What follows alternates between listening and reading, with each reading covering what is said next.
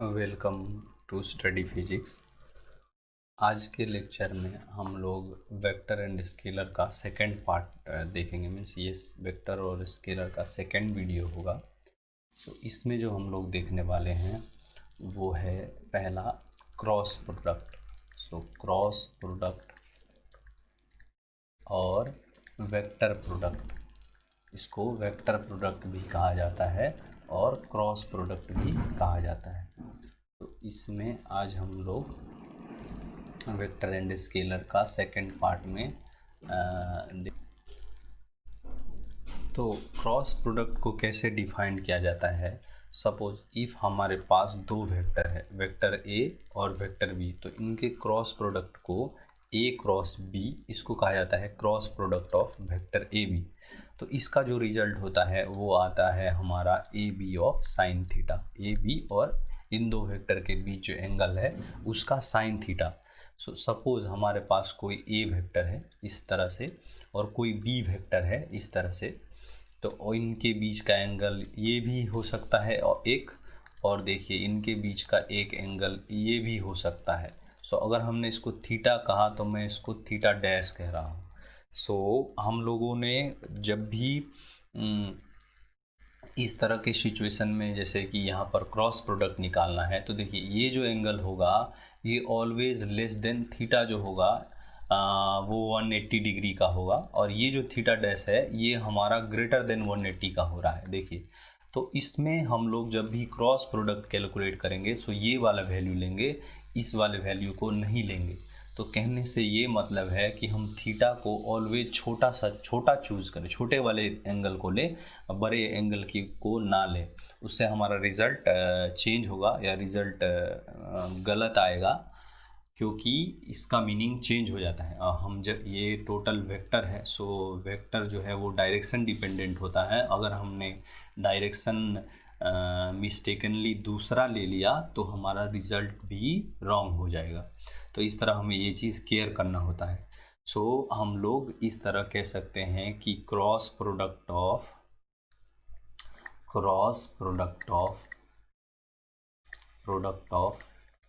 To vectors can be defined as देखिए इसको किस तरह। So just A cross B जो है हमारा वो ए बी साइन थीटा का होगा। अब देखिए ये जो इनका ए क्रॉस बी करने से जो भी रिजल्ट आएगा, मीन्स कोई थर्ड जो, क्योंकि ये दो वेक्टर ऑपरेशन है, ये दो वेक्टर्स है, उनके बीच का ऑपरेशन से एक वेक्टर ही आ रहा होता है, तो वो जो होगा इसका जो रिज़ल्ट आएगा वो इन दोनों ही वेक्टर के वो परपेंडिकुलर होगा।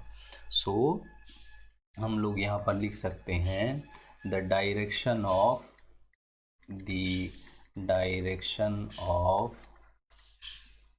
ए cross B is perpendicular to both. वो क्या, तो हमारा ए वेक्टर का भी परपेंडिकुलर होगा और बी वेक्टर का भी परपेंडिकुलर होगा। तो इस प्रकार हम लोग देखते हैं कि ए क्रॉस बी करने से जो भी रिजल्ट आता है वो वेक्टर ए का भी परपेंडिकुलर होता है और वेक्टर बी का भी परपेंडिकुलर होता है। तो अगर हम लोग इसको एक छोटा सा एग्जाम्पल लेकर के देखेंगे, तो सपोज़ ये हमारे पास जो है वो ए वेक्टर है और ये जो हमारा है वो सपोज़ बी वेक्टर है। तो अभी हम जो इनके बीच एंगल लेंगे और ए क्रॉस बी ढूंढेंगे, सपोज़ ए क्रॉस बी हमें ढूंढना है, सो हमारा एंगल ये वाला एंगल होगा, और ए की ओर हम अपने राइट हैंड को रखेंगे, राइट हैंड पाम को रखेंगे और बी की ओर कर्ल करेंगे। तो ये हमें देखिए ए की ओर रखने और बी की ओर कर्ल करने से ये आउट ऑफ द प्लेन जाता है। सो इस डायरेक्शन में ये जो हमारा रोटेशन हो रहा है वो एंटी क्लॉकवाइज हो रहा है। फॉर दिस पर्टिकुलर केस ये हमारा एंटी क्लॉकवाइज हो रहा है और ये आउट ऑफ द प्लेन होगा, आउट ऑफ द प्लेन। मतलब जब आप कर रहे होगे इसको तो आपका जो थंब है वो आपकी फेस की ओर जा रहा होगा। मीन्स A क्रॉस B जब करोगे तो आपकी थंब जो है वो आपकी फेस की ओर जाएगा। तो ये आउट ऑफ द पेज हो गया या आउट ऑफ द प्लेन हो गया। और ये आपकी थंब से अगर अब आपके फेस से अगर अपोजिट डायरेक्शन में जाता तो हम इसको कहते हैं इनटू द प्लेन हो रहा है।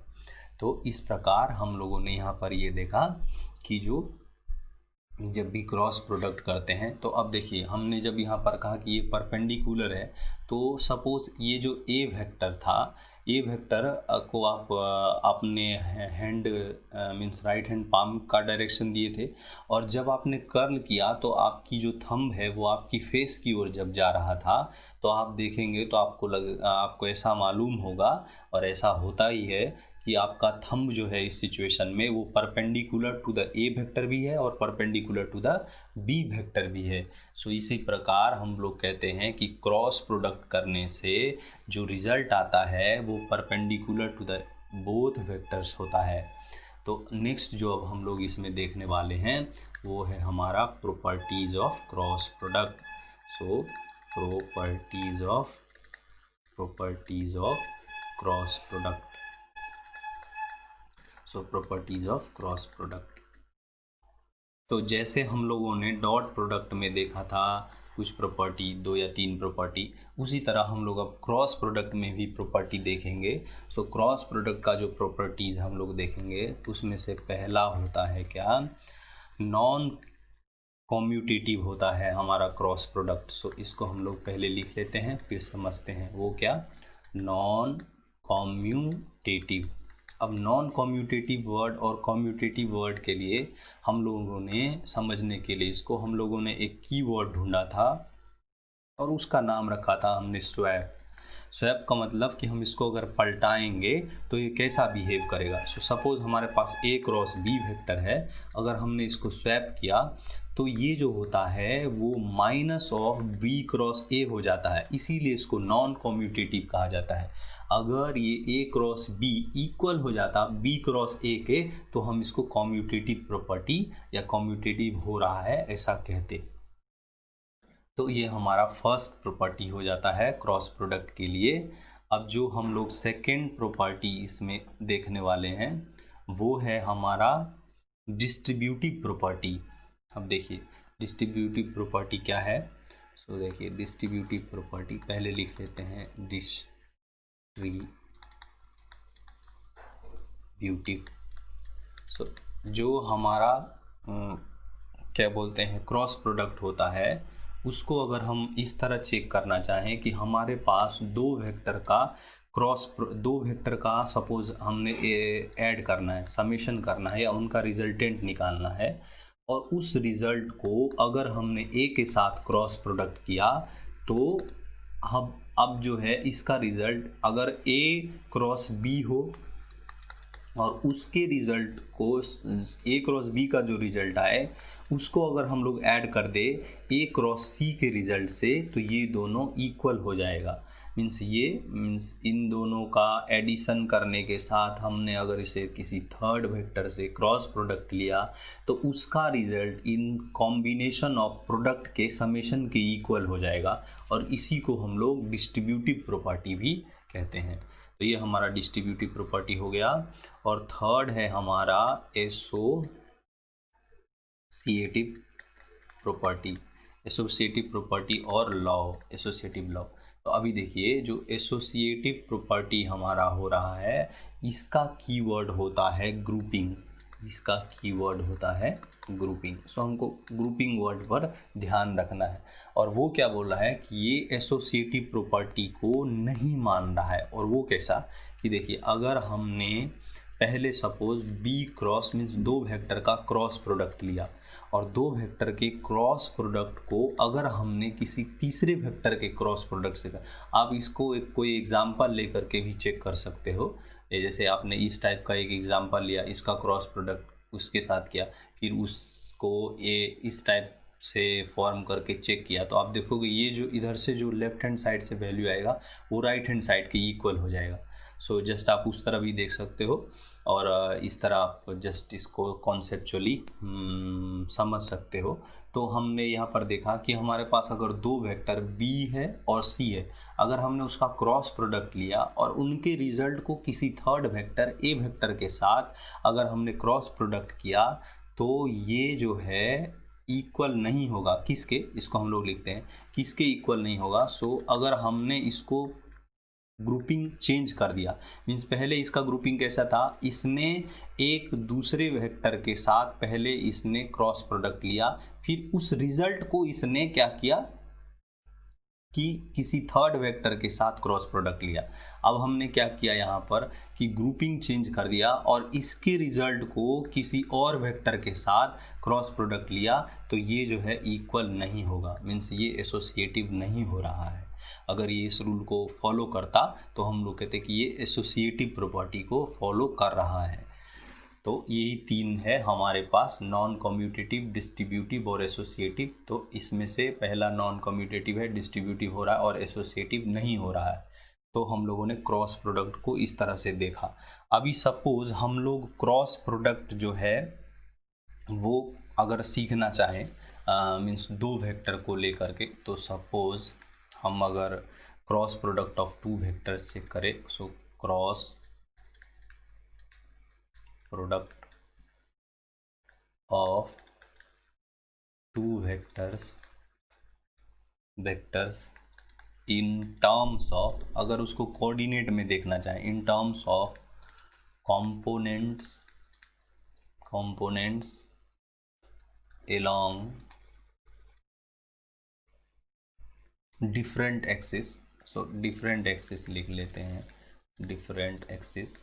उनको अगर उनका कंपोनेंट हमारे पास हो और उस कंपोनेंट का जो है मीन्स कंपोनेंट ब्रेक हो, मीन्स तीनों ही एक्सिस का उसमें पार्ट हो, और फिर हम उसका क्रॉस प्रोडक्ट कैसे करते हैं ये हम आज देखने वाले हैं और सीखने वाले हैं। तो देखिए, अगर हमारे पास कोई ए वेक्टर है और ये तीनों ही एक्सिस पर है, तो सपोज एलोंग एक्स एक्सिस इसका जो कंपोनेंट है वो ए एक्स है, तो हम इसको कैसे लिख सकते हैं, ए एक्स आई कैप प्लस, अगर यही वेक्टर का वाई एक्सिस के एलोंग कुछ कंपोनेंट है ए वाई, तो हम इसको इस तरह से लिखेंगे। फिर एलोंग जेड एक्सिस इसका कुछ कंपोनेंट है, तो हम लोग इसको इस तरह से लिखेंगे। तो ये हमें कंप्लीट ए वेक्टर को बताएगा। वहाँ पर क्या बता रहा होगा कि ए वेक्टर का एक्स कंपोनेंट इतना है, इसका वाई कंपोनेंट इतना है और जेड कंपोनेंट इतना है। अब सपोज इसी प्रकार हमने कोई बी वेक्टर लिया, सो उसका एक्स कंपोनेंट हम लोगों ने कहा बी एक्स है, उसका y कंपोनेंट हम लोगों ने कहा बी वाई है और उसका z कंपोनेंट हम लोगों ने कहा बी जेड है। तो अगर हम लोगों ने इसका क्रॉस प्रोडक्ट कैलकुलेट करना है या इसका क्रॉस प्रोडक्ट हम लोगों को इवेल्युएट करना है, तो इसको हम लोग किस प्रकार करेंगे, तो देखिए इसका क्रॉस प्रोडक्ट हम लोग करेंगे मैट्रिक्स के फॉर्म में और उसको इस तरह लिखेंगे, a cross b is equals to हमारा होगा सपोज ये आई कैप, ये जे कैप और ये हमारा के कैप है। सो अब हमारे पास जो है वो दो वेक्टर है। सो ये जो हमारा मैट्रिक्स बनेगा वो 3 क्रॉस 3 मैट्रिक्स बनेगा, ये हमें डायरेक्शन दिखाएगा, और दूसरा जो दो होगा रो, वो हमारा 2 डिफरेंट वेक्टर का कंपोनेंट्स बताएगा। सो अगर सपोज हमने यहाँ पर ए एक्स लिखा, यहाँ पर ए वाई लिखा और यहाँ पर ए जेड लिखा, तो हम यहाँ पर क्या लिखेंगे, बी एक्स लिखेंगे, यहाँ पर बी वाई लिखेंगे और यहाँ पर बी जेड लिखेंगे। तो अब अगर हम लोगों को ए क्रॉस बी का रिजल्ट ढूंढना होगा तो हम किस प्रकार करेंगे, देखिए हम इस तरह से ऑपरेशन करेंगे, मीन्स इस रो में ऑपरेशन कर रहे हैं, इस रो को बेस मानकर ऑपरेशन करेंगे। तो हमारा कैसा रिजल्ट आएगा, देखिए ये रो जब सेलेक्ट करेंगे तो ये कॉलम छोड़ना होगा, तो क्या होगा हमारा ए वाई इंटू ये हमारा हो जाएगा B Z minus of A Z into B Y हो जाएगा। और नेक्स्ट हमारा क्या होगा, जब ये लेंगे तो माइनस ऑफ जे, अगेन ये पार्ट को छोड़ना होगा, सो ये क्या होगा ए एक्स और B Z minus of A Z B X, इस तरह से होगा। नेक्स्ट हमारा के कैप होगा, जब के कैप लेंगे तो ये रो ये कॉलम ये रो हमें छोड़ना होगा, तो इस तरह हमारे पास क्या रिजल्ट आएगा, ए एक्स बी वाई और minus of A Y B X. तो इस तरह हम लोग इसको लिख सकते हैं कि ये हमारा जो है इसका एक्स कंपोनेंट ये हो रहा है, वाई कंपोनेंट ये हो रहा है और जेड कंपोनेंट इस तरह से हमारा हो रहा है। तो इसको देखिए, अगर हम लोग जनरली वेक्टर को आई कैप प्लस जे कैप प्लस के कैप के फॉर्म में लिखते हैं, तो यहाँ पर जो हमारा रिजल्ट हो रहा है वो माइनस ऑफ जे कैप में हो रहा है। तो इसको अगर हम लोग प्लस जे कैप के टर्म में लिखना चाहें तो ईजिली लिख सकते हैं। वो हमारा क्या हो जाएगा, तो देखिए ये तो चेंज करने की ज़रूरत नहीं है, तो इसको हम लोग इसी तरह लिखेंगे। ठीक है, फाइन। अब ये पार्ट में हमको चेंज की ज़रूरत है, तो इसको हम लोग कैसे लिखेंगे, तो जो नेगेटिव वाला पार्ट है, इससे अगर इस नेगेटिव को अंदर मल्टीप्लाई करेंगे तो ये हमारा क्या आएगा, a Z B x minus of a x b z, और इसका हम लोगों को लेना होगा जे कैप, तो ये हमारा जे कैप बन गया। और इस तरह आप के कैप लिखना चाहे तो वो तो है ही, तो उसको जस्ट कॉपी करना होगा। सो ए वाई और बी एक्स, ये पार्ट हमारा जो है ए क्रॉस बी वेक्टर का रिजल्ट देगा। सो ये हमारा जो ए क्रॉस बी का रिजल्ट आएगा वो इस वैल्यू को आप यहाँ पर रख लीजिए। सो ए क्रॉस बी का रिजल्ट हमें इस तरह मिल जाएगा। तो इस प्रकार हम लोगों को अगर दो वेक्टर दिया जाएगा और उसका क्रॉस प्रोडक्ट ढूंढना होगा तो हम इस प्रकार ढूंढ सकते हैं in the terms of matrix, और मैट्रिक्स का जो है टेब्यूलर फॉर्म लेकर के हम लोग उसका जो है सो वेक्टर कैलकुलेट कर सकते हैं। तो ये हमारा हो गया। इसके बाद हम लोग जो देखने वाले हैं वो है हमारा टर्म, और वो होगा हमारा जीरो वेक्टर। सो नेक्स्ट जो देखने वाले हैं वो हमारा है जीरो वेक्टर। ये अपने नाम से ही बहुत क्लियर है कि जीरो मीन्स इसका मैग्नीट्यूड जीरो होगा, लेकिन डायरेक्शन, तो डायरेक्शन के बारे में हम लोग थोड़ी देर में बात करते हैं। तो देखिए जो जीरो वेक्टर है उसको हम लोग कैसे समझते हैं, उसको कुछ थोड़ा सा लिख कर ट्राई करते हैं। देखिए suppose two vectors A vector और एक हमारा है B vector have equal magnitude. अगर दो वेक्टर के ए और बी वेक्टर उनका मैग्नीट्यूड इक्वल हो, और जब वो सेम डायरेक्शन में हो तो नहीं, बट डायरेक्शन अपोजिट हो तभी तो कैंसिल हो पाएगा। बट अपोजिट इन डायरेक्शन, अगर डायरेक्शन में वो अपोजिट होंगे तब क्या होगा, तो देखिए ए प्लस बी वेक्टर का जो रिजल्ट आएगा वो जीरो हो जाएगा, और ये दो वेक्टर के रिजल्ट से आया है, सो जस्ट इसको हम लोग जीरो वेक्टर कहेंगे उस इंस्टेंट में। अब देखिए यहाँ पर एक चीज़ यहाँ पर बहुत ध्यान देने का बात है, वो क्या, हम लोगों ने तो मैग्नीट्यूड का डिस्कशन कर लिया कि जीरो वेक्टर का जो मैग्नीट्यूड होगा वो जीरो, लेकिन अगर हमसे कोई कहे कि जीरो वेक्टर का डायरेक्शन क्या होगा तो ये हम बताएंगे कि हमको नहीं मालूम, मतलब कि ये इनडिटर्मिनेट है, इसको हम ढूंढ नहीं सकते। सो क्या लिखेंगे, the direction of zero vector is indeterminate. तो जीरो वेक्टर का जो डायरेक्शन होगा वो हमारा क्या होगा, सो इनडिटर्मिनेट होगा।